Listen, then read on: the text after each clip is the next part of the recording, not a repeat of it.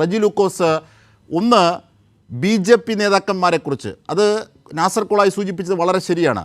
B J P നേതാക്കന്മാരെക്കുറിച്ച് ഇന്നലെ വൈകിട്ടത്തെ 4:30 വാർത്താ സമ്മേളനത്തിൽ അൻവർ ഒരു വാക്കും പറഞ്ഞില്ല.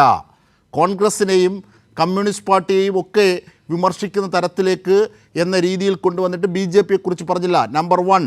നമ്പർ 2, ആ വാർത്താ സമ്മേളനം അവസാനിക്കുന്ന വേളയിൽ പി വി അൻവർ രാജീവ് ഗാന്ധിയുടെ സ്മരണകൾ പുതുക്കുന്നു, അതിനുശേഷം രാഹുൽ ഗാന്ധിയെ പുകഴ്ത്തുന്നു, ആ നെഹ്റു കുടുംബം തനിക്ക് പ്രിയപ്പെട്ടതാണ് എന്ന് പറഞ്ഞു നിർത്തുന്നു. ഇന്നത് ഗോവിന്ദൻ മാഷ് ഉദ്ധരിക്കുന്നു. എങ്ങനെയാണ് അത് കോൺഗ്രസുമായുള്ള പാലം വലിക്കലിൻ്റെ ഭാഗമാണ് എന്നുള്ളത്? തീർച്ചയായും അത്തരത്തിലുള്ള കാര്യങ്ങളാണ് അദ്ദേഹത്തിൻ്റെ താല്പര്യങ്ങൾ ബോധ്യമാക്കുന്നതിനുള്ള കൃത്യമായ ജനാലകൾ, അല്ലേ ശ്രീ റജി ലൂക്കോസ്? തീർച്ചയായിട്ടും നല്ല നിരീക്ഷണമാണ്. ഇവിടെ പി വി അൻവർ എന്ന് പറഞ്ഞ വ്യക്തി കഴിഞ്ഞ 8 വർഷങ്ങൾക്ക് മുമ്പ് ഒരു സെക്യുലർ മുഖംമൂടി അണിഞ്ഞ്, നേരത്തെ ഇവിടെ നാസർ കൊളായി പറഞ്ഞ പോലെ അണിഞ്ഞ് അദ്ദേഹം കോൺഗ്രസിൽ നിന്ന് ഡി എ സിയിൽ വന്നു. ഡി എസിൽ നിന്ന് ഡി എ സി കോൺഗ്രസിൽ ജയിച്ചപ്പോൾ മാറി നിന്ന് ഈ പി വി അൻവറിനൊപ്പം കോൺഗ്രസിലും ഡി ഐ സിയിലും പ്രവർത്തിച്ച ആളായിരുന്നു നാസർ കൊളായി. പക്ഷേ നാസർ കൊളായി ആ പാർട്ടി വിട്ട് പുറത്തെത്തി ഈ പാർട്ടിക്കുള്ളിലേക്ക് CPIM-ലേക്ക് അംഗത്വമെടുക്കാൻ അതിൻ്റെ താഴെ തട്ട് മുതൽ അദ്ദേഹം പ്രവർത്തിക്കുകയും ചെയ്തു. അദ്ദേഹം അവരുടെ കർഷക പാർട്ടിയുടെ DIC കർഷക പാർട്ടിയുടെ സ്റ്റേറ്റ് നേതാവായിരുന്നു, സ്റ്റേറ്റ് ജനറൽ സെക്രട്ടറിയോ മറ്റോ ആയിരുന്നു. അവിടെ നിന്നാണ് നാസർ കൊളായി വന്നത്. പക്ഷേ അന്നൊന്നും ഈ പാർട്ടി വിടാൻ തയ്യാറാവാതിരുന്ന പി വി അൻവർ പിന്നീട് ഒരിക്കൽ പോലും പാർട്ടി വിട്ടപ്പോഴും CPIM എന്ന പാർട്ടിയിലേക്ക് വരാൻ ആഗ്രഹിച്ചിരുന്നില്ല, പ്രവർത്തിച്ചിരുന്നില്ല.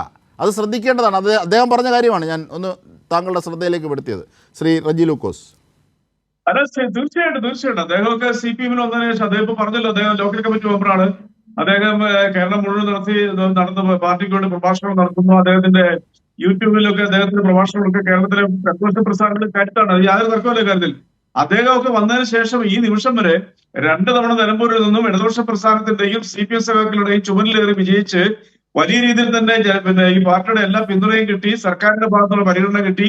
എന്നിട്ടും അദ്ദേഹം കഴിഞ്ഞ ഒരു 4 ദിവസം മുമ്പ് ഒരു പത്രസമ്മേളനത്തിൽ പറഞ്ഞു, തന്നോട് പാർട്ടി നേതാക്കൾ ആവശ്യപ്പെട്ടതാണ് മെമ്പർഷിപ്പ് എടുക്കാൻ, താൻ അത് എടുത്തില്ല, അതിപ്പോ നന്നായി എന്നൊക്കെ പറഞ്ഞൊരു വിദ്വാനാണ് അദ്ദേഹം. അപ്പൊ അതിൽ നിന്ന് തന്നെ നമുക്ക് ലക്ഷ്യം വളരെ വ്യക്തമാണ്. ഒരു വഞ്ചക വേഷം കിട്ടി, രാഷ്ട്രീയ വഞ്ചക കിട്ടി, ഒരു മുഖംമൂടി എടുത്ത് ഇടതുപക്ഷത്ത് വന്ന ഒരാളാണ് പി വി അൻവർ എന്നുള്ളത് വളരെ വളരെ വ്യക്തമായി കഴിഞ്ഞു. അൻവർ മനസ്സിലാക്കേണ്ട ഒരു വസ്തുതയുണ്ട്. നിഷ്കളങ്കനും എന്താ പറയാ CPM-നെ മാത്രം അന്ധമായി വിശ്വസിച്ച് മതേതരത്തിലും മതസൗഹാർദ്ദത്തിലും നാടിന്റെ നന്മയ്ക്ക് വേണ്ടി പ്രവർത്തിക്കുന്ന ആയിരക്കണക്കിന് CPM പ്രവർത്തകരാണ് ഈ മനുഷ്യൻ വഞ്ചിച്ചിരിക്കുന്നത്. ഇദ്ദേഹത്തിന് നിലമ്പൂർ ആ പ്രദേശങ്ങൾ നൽകിയ ഇടതുപക്ഷ പ്രവർത്തകർ നൽകിയ സ്നേഹവും വാത്സല്യവും അദ്ദേഹം മറന്നുപോയി. അതിനാണ് ഞാൻ പറഞ്ഞത് വഞ്ചക വേഷം കിട്ടി അദ്ദേഹം വന്നതാണ്. അദ്ദേഹത്തിന്റെ ലക്ഷ്യം വേറെയായിരുന്നു. ഇവിടെ അജംസാദ് പറഞ്ഞൊരു കാര്യം ഞങ്ങളൊക്കെ ശ്രദ്ധിച്ചു. അതായത് കഴിഞ്ഞ ദിവസത്തെ അദ്ദേഹത്തിന്റെ പത്രസമ്മേളനത്തിൽ അദ്ദേഹം RSS-നെ BJP-യെ കുറിച്ച് ചോദ്യങ്ങൾ ചോദിച്ചിട്ട് പോലും ഒരു വിമർശനം ഉന്നയിച്ചിട്ടില്ല. അതായത് കോലിബി എന്ന് പറയുന്ന പണ്ട് വടകരയിലും നമ്മുടെ ബേപ്പൂരും അരങ്ങേറിയ നാടകം, അതിപ്പോഴും അതിന് തനിയാവർത്തങ്ങൾ പലയിടത്തും ഉണ്ട്. അതിനെയൊക്കെ വിമർശിച്ച് കയ്യടി നേടിയിട്ടുള്ള ഈ പി വി അൻവർ ഈ പ്രസ്ഥാനങ്ങളെ കുറിച്ച് ഒരു അക്ഷരം പോലും മിണ്ടിയില്ല. അദ്ദേഹത്തിന്റെ ആരോപണത്തിന്റെ ആദ്യഘട്ടം എന്തായിരുന്നു? അജിത് കുമാർ എന്ന് പറയുന്ന ADGP RSS-ഉമായിട്ട് രഹസ്യമായിട്ട് കണ്ടിരിക്കുന്നു, അതിനെതിരെയാണ് താൻ പരാതി കൊടുത്തു പറഞ്ഞു. എന്തുകൊണ്ടാണ് ഈ പി വി അൻവർ പിന്നീട് RSS-ന്റെയും BJP-യെ കുറിച്ച് അക്ഷരം പോലും മിണ്ടാത്തത്? ഇന്നലെ കേസുകാരൻ പറഞ്ഞ എന്താ കേരളം കേട്ടില്ലേ? അതായത് കേസുകാരൻ പറഞ്ഞ എന്താണ്, ആർക്ക് വേണ്ടിയിട്ട് വാതിൽ എപ്പോഴും തുറന്നു വെച്ചിരിക്കുകയാണ്.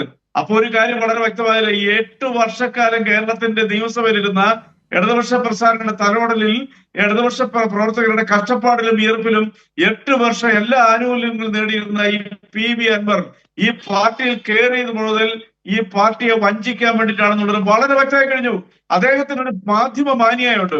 വളരെ ദയനീയമായ കാര്യം. ഈ ചർച്ച കാണുന്ന ലക്ഷക്കണക്കിനായിട്ടുള്ള ആൾക്കാർക്ക് ബോധ്യമാകുന്ന ഒരു കാര്യമല്ലേ? അദ്ദേഹം കഴിഞ്ഞ ദിവസം ഒരു മാധ്യമത്തിനെ കുറിച്ച് പറഞ്ഞു, നിങ്ങൾ ആ മാധ്യമം കാണാതിരിക്കുന്നത് ഒരു ജനസേവനം എന്ന് പറഞ്ഞു. ഇന്ന് അടുക്കളയിൽ വരെ കഴിഞ്ഞ ദിവസം ആ മാധ്യമത്തിനെ കയറ്റി. അപ്പൊ ആരാണ് ഈ പി വി അൻവർ? ശരിയായ നിരീക്ഷണമാണ്. അത് മാത്രമല്ല, പി വി അൻവർ മുമ്പ് ഉന്നയിച്ച ആരോപണങ്ങൾക്ക് നേരെ വിപരീതമായി ഇപ്പോൾ കാര്യങ്ങൾ എത്തിക്കുന്നു. ചില ഈ മഞ്ഞ കുപ്രസിദ്ധ ഓൺലൈൻ മാധ്യമങ്ങളൊക്കെ ഉന്നയിച്ചിരുന്ന ഓൺലൈൻ മീഡിയാസൊക്കെ ഉന്നയിച്ചിരുന്ന പല കാര്യങ്ങളും അതിനെ ആദ്യം എതിർത്തിരുന്ന അൻവർ ഇപ്പോൾ അതേ നിലപാടിൽ തന്നെ വരുന്നു. ആ വൈരുദ്ധ്യത്തെ ഗോവിന്ദമാഷ് കൂടി അല്പം മുമ്പ് പൊളിച്ചു കാട്ടി.